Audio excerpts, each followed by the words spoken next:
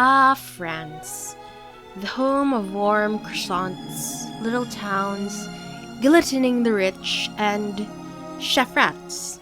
Paris? All this time, I've been underneath Paris? Yes, Patton Oswalt, yes you are.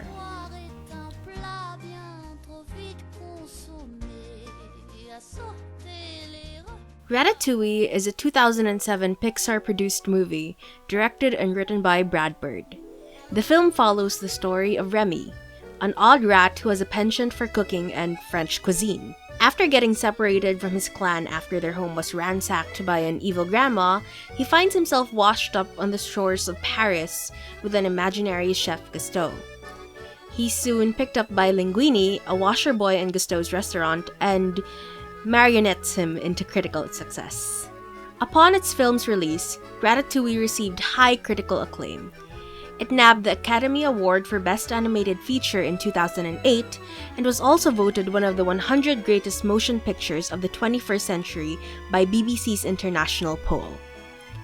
Ratatouille is without a doubt a fun, exciting, and highly intelligent movie. Admittedly, it isn't the most tear-jerking Pixar movie to date, but it is incredibly thought-provoking. Ratatouille symbolizes the breaking of cultural, racist, and classist gatekeeping in high society. There is an assumption, or at least it was my assumption, that Pixar movies transcend the constraints of their location and time. The language and the lessons they teach the children are often seen as universal. Anyone can take what they get from the movies and walk away. And for most of their movies, it's true, and is still kind of true in Ratatouille. However, I think that learning about France and how they treat their own circle of culinary chefs adds dimensions to the film. Because setting the movie in Paris was a move that enlightened the relationship of French chefs and hardcore American Francophiles.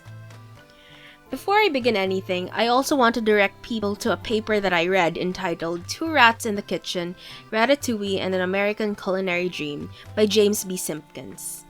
This was my main source for this section, along with other research I did in my free time. If you wish to read an in-depth analysis on the racial politics presented in Ratatouille, feel free to read that. Otherwise, here is a more streamlined version of the text. The first restaurant recorded in history, not counting the smaller inns and unnamed bars around the world, was established in 1782 by the Bouvilliers in the Rue de Richelieu.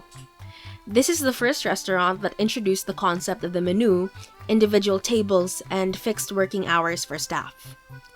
Other than that, the French also relied on food as an embodiment of their national identity after the French Revolution. The quote-unquote gastronomic perspective was ingrained in every French man, and with that, France became the home of what was called as gourmet. And everyone in France and out of France would probably agree with that. So, if you meet a Frenchman who claims that French food is the best in the world, know that that is a product of years of ethnocentrism and sensationalism.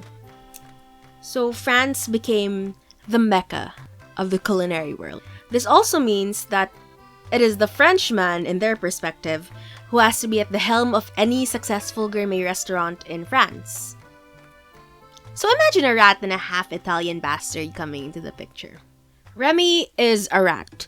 He is a bottom-dwelling, food-stealing, bipedal animal who comes from a clan that is rejected by all of humanity. He is dirty, he is muddy, he is kind of disgusting. But he is also a rat that is positively enamored by high society.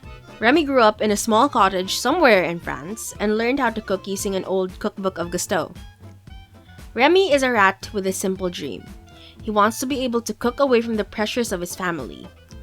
His desire to immerse in the human world is exemplified by his actions. Brad Bird said that he made Remy intentionally move and walk like a human to other him from the rest of the rats. Remy also lacks the fear of humans. He wants to trust them and live with them, which his father justifiably warns him not to do.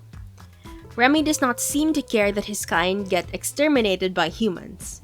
He's just willing to work his way up there. His story is your typical rags to riches story. A young rat with nothing in life works hard and against all odds succeeds in a ruthless working environment. He rejects the pressures of his family, and the animosity of Linguini's workmates, and just general societal norms. He forces his way there, and it's not easy. You see, Remy isn't just working against a group of people who don't believe in rats. He's also working against years and years and years of ingrained xenophobia, classism, and general prejudice in a French kitchen. Because if you replace Remy with a man, and not just any man, an educated man with a questionable family background who is also systematically oppressed, the story would still make some sense, minus the marionetting. That's because Remy is fighting against gatekeeping. Know exactly who you are dealing with. How many women do you see in this kitchen? Well, Huh? Only me. Why do you think that is? well, Because haute cuisine is an antiquated hierarchy built upon rules written by stupid old men.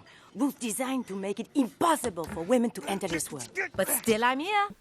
In the simplest of terms, gatekeeping is defined as the act of limiting access in a certain field. It is when a certain group of people create spoken or unspoken requirements and standards that need to be met in order for a person to be respected for their craft. In Remy's case, the gate he had to cross was manned by culinary French chefs in the form of Skinner, the rest of the kitchen staff in Gusteau's, and even the critics, namely Anton Ego. In a way, setting the movie in France added more hurdles to Remy's dream of climbing the culinary ladder. Because other than him being, well, a rat, he's also not French. And that can be a serious scandal for many conservative French chefs. As the French love to prioritize their own kind in the kitchen, it is very much fit that the xenophobia is particularly strong in someone as manipulative and mean as Skinner. While yes, he's willing to exploit other cultures in the name of profit, he is hesitant to let anyone other than him man Gusteau's gourmet kitchen. And it's not just him with this problem either. Colette, an Asian French woman who is also brilliant in the kitchen, sticks to traditional culinary rules and recipes. She is hesitant to stray from Gusteau's recipes and teachings as well. And while she is also a victim of xenophobia and sexism in the culinary world, she also perpetuates this at the beginning of the movie. When Linguini and Remy begin to experiment with Gusteau's recipes, they are shaded, rejected, and bombarded with complaints by the Frenchmen in the kitchen. That's because other than their upbringing and racial backgrounds, Remy doesn't follow standard French culinary teachings. In fact, Remy has no practical culinary background. He's very much what you'd call self-made. Towards the end of the movie, the only chef that actually stayed by Remy and Linguini's side after the charade was unveiled was Colette. Being victims of a system that was unjustly against them, it makes sense that she is the chef most likely to stand by Remy and Linguini's side. Because there is a communal bond Remy and Colette share. It is their struggle to surpass the gatekeepers of the culinary world. So here's where I talk about the skinny elephant in the room. Anton Ego, who, in my opinion, is one of the most profound and interesting characters in the entire Pixar universe. When we are first introduced to Ego, he is presented as the most cynical, snobbish, and bitter man in the French culinary industry. It is indirectly implied that he caused Gusteau's untimely demise with a scathing review of his restaurant and mantra, i.e., anyone can cook. To him, cooking is a sacred art that must be protected and preserved by those who actually care about cooking the French way. Meaning, those who have time and resources to cook according to the standards of French gourmet cooking are those who should be considered as real chefs of the industry. Being one of the most respected critics in France, his opinion holds such a heavy weight on the French people. He is able to take a Michelin star away from Gusteau with a single review. He is also one of Linguini's loudest critics. He refused to be swept up when all his other colleagues sang praises to Linguini, and instead was determined to humiliate the half-Italian bastard of Gusteau. Which doesn't happen. The turning point of Anton Ego's storyline is also the climax of the movie. This flashback, which features Ego as a young boy, is the precise moment the resolve of the strongest gatekeeper in France began to sway. The mere fact that one of the best meals he's ever tasted in a gourmet restaurant harkens back to a childhood memory shows how incredibly underappreciated unconventional cooking styles are in the culinary industry. Remy took a chance by choosing one of the most simplest recipes in Gusteau's playbook. And Ego loved it. And not for any complex or fancy cooking techniques either. He loved it because it was able to transport him back to a time and place where he wasn't constrained by overly rigid standards of cooking. He remembered his mom's ratatouille. Ego's coup de grace came after he realized who really made the ratatouille. It was a rat. A rat who is not a Frenchman and who could not, under any circumstances, have received the proper training other chefs could. And yet he managed to create a meal so dazzling that it literally broke everything Ego stood for. And one night, Ego's pride was snatched from him, and he wrote about it, humbly, to the thousands of Parisians who read his column.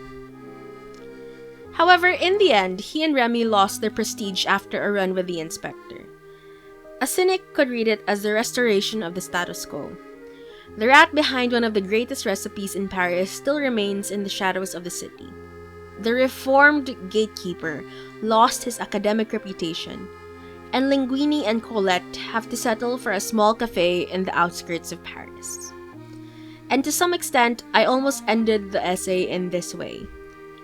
A part of me is a bit disappointed that the system in Ratatouille's Paris was challenged but not overturned, and that the protagonists have to find ways to settle for less than what they deserve.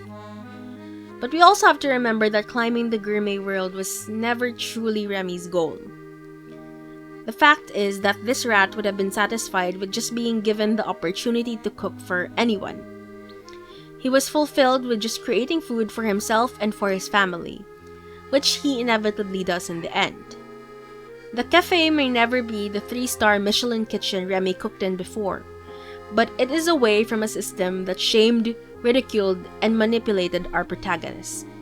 I take solace in the fact that Anton Ego becomes a small light of hope in an otherwise prejudiced upper-class world. Perhaps one day, those in power will realize that value is not determined by privilege or educational backgrounds. And maybe one day those without them will be able to be let in to mystify our minds. But for now, we know one thing.